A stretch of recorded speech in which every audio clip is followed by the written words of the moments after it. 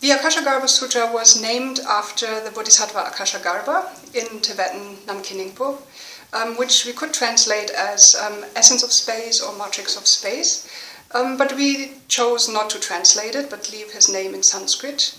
And the setting is that of Buddha Shakyamuni residing in the Kalatika Mountains, which some people think are the Baraba Mountains near Bodh Gaya. And Buddha Shakyamuni is surrounded by his retinue, and Akāśagarbha arrives. And he doesn't arrive like any ordinary person, but at first there is a bright light which comes from the jewel that he is wearing on top of his head, and this light transforms the whole of the world into a pure land, kind of a paradise.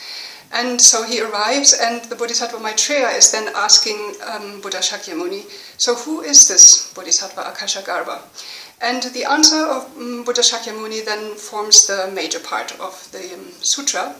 And the Buddha explains the qualities and the powers of Akāśagarbha, and most particularly his power to help practitioners purify their wrongdoings, their negative deeds.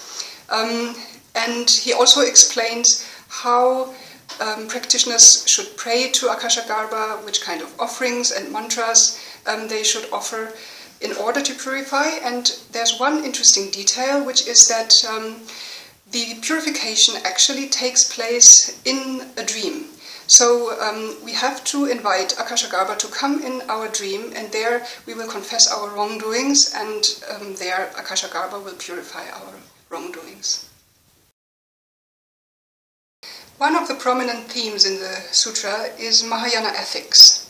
And indeed the sutra is known from other texts like the Bodhicaya Avatara, the way of the Bodhisattva from Shantideva.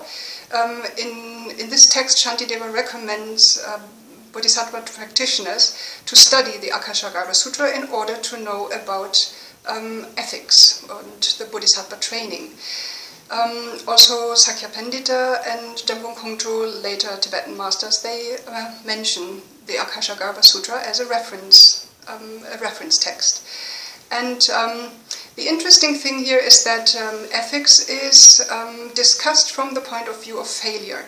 Buddha Shakyamuni in the sutra explains 23 cases in which a practitioner fails. And these 23 wrongdoings are categorized into wrongdoings of kings, of ministers, of Shravakas, and of beginner bodhisattvas. In Tibetan, these wrongdoings are called tungwa, which literally means downfall. And downfall here refers to the fact that we are falling from the way to awakening, and we are falling into the lower realms, which means we will be without happiness and without the possibility of making spiritual progress. So what are these downfalls? Actually, in the text we translate them as transgressions. Well, some of them are the crimes that we would expect, like killing and stealing. But the bodhisattva transgressions are deeds like teaching emptiness to disciples that are not ready for hearing teaching about emptiness, or trying to convince somebody that the Mahayana path is not the right path to practice, or trying to deter somebody who wants to take the pratimoksha vows.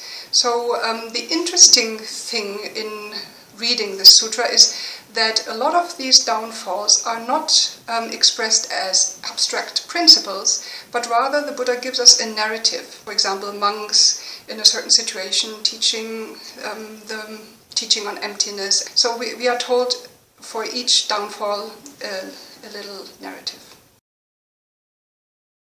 We translated the Ākāśagarbha Sutra at the International Buddhist Academy in Kathmandu. This academy is a Sakya school founded by the Sakya master Khenchen Ape Rinpoche, and these days is directed by Khenpo Nawang Jordan. And one special feature of the school is that it trains translators according to the model of the Pandita Lotsawa, with which many Sanskrit sutras were at the time translated into Tibetan. We have on the one hand Tibetan scholars who have all studied a decade or more in monastic colleges and have become experts in Buddhist philosophy.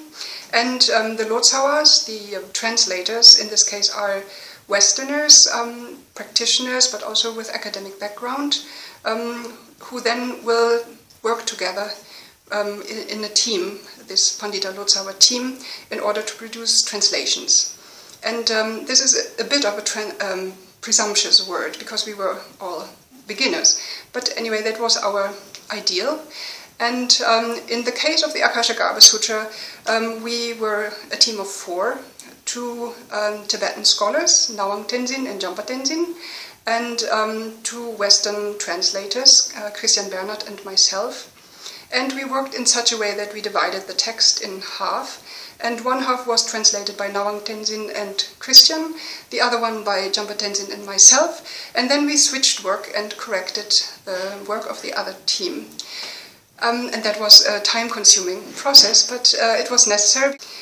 For difficult passages, we asked Khenpo Nawang Jordan, and he was of enormous help to clarify the difficult passages. We did not need a Sanskrit expert, because there is no extant Sanskrit original for the sutra, and the Chinese version is so very different that we could not really do a comparative study. So then, after the translation, of course, we had proofreaders and editors, Annie Kunga-Chudrin, Pamela White, Vivian Paganuzzi, who all contributed greatly to the end result. We submitted our translation to the 84,000 and then received comments and corrections from the editors of the 84,000, also enormously helpful, and reworked the text and then submitted our final result. And so this was all, as I said, a very long process, but it gave us the confidence that at the end the result would be acceptable. When I was 21, I entered a Buddhist hermitage in France, and I studied Buddha Dharma and learned meditation with the late Mahamudra master Lama Genden Rinpoche. And the condition to enter his 3-year retreat at the time was to learn Tibetan. So I studied Tibetan on my own, and during the retreat sometimes we recited many hours Tibetan texts, and of course I was curious. I wanted to know what I was reciting.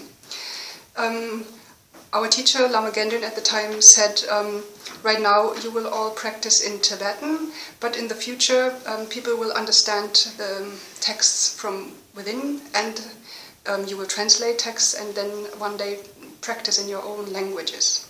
When I came to the International Buddhist Academy, where we were then in the process of translating Sūtras, we had a visit of the head of the Sakya school, the Sakya Chidzin, and he gave us an advice which took the weight of our shoulders.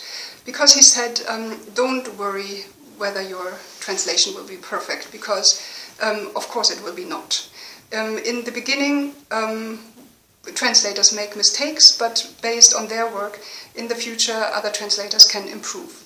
So with this kind of attitude, then we started the translations of, for example, the Ākāśagarbha Sūtra, but also other sutras for the 84,000. And personally, I have to say it is a work which is very rewarding, because it obliges me to reflect deeply on these particular Dharma texts, and thereby I learn a lot about the Buddha Dharma. There is this exchange with experienced translators, like Tom Tillemans, John Canty, Gavin Kilty. They gave us enormous help by commenting, advising, correcting our work. So it is a very rewarding experience, and therefore I'm very grateful that the 84,000 exist, and I would like to thank all the supporters and donors for this project. Thank you.